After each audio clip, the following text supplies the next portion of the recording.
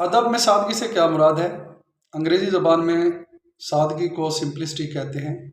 ہر وہ ادب پارہ یا فن پارہ جو بہت آسان ہو لیکن اس کی تشریح بہت مشکل ہو، سادہ کہلائے گا۔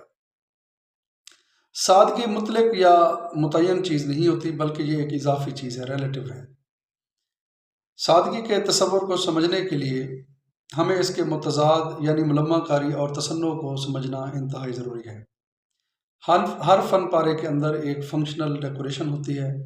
اگر یہ فنکشنل ڈیکوریشن حد میں رہے تو فن پارے کے اندر سادگی پائی جائے گی۔ اگر یہ فنکشنل ڈیکوریشن حد سے بڑھ جائے تو فن پارہ سادہ نہیں رہے گا، بلکہ اس کے اندر تصنع آ جائے گا۔ سادگی کسی بھی فن پارے کو فطرت کے قریب لانے کی کوشش کرتی ہے، اور تصنع کسی بھی فن پارے کو فطرت سے بہت دور کر دیتا ہے۔ ضرورت سے زیادہ استادی دکھانا، مشکل الفاظ کا استعمال کرنا اور دور دور کی باتیں کرنا جو سمجھ اور فہم سے بالاتر ہوں، تصنع کے زمرے میں آتی ہیں۔ سادگی در حقیقت کسی بھی پیچ و خم کو زیادہ پیچ و خم کو برداشت نہیں کر سکتی۔ سادگی کے اندر سب سے بڑی خوبی یہ ہوتی ہے کہ یہ مقولہ یعنی کوٹیشن بننے کی صلاحیت اپنے اندر رکھتی ہے۔ اردو ادب میں غالب کے ہاں دونوں عناصر پائے جاتے ہیں، سادگی بھی، تصنع بھی۔ اور ہمارے ہاں مولانا عبد الحلیم شرر صاحب کی تحریروں کے اندر تصنع بہت زیادہ پایا جاتا ہے۔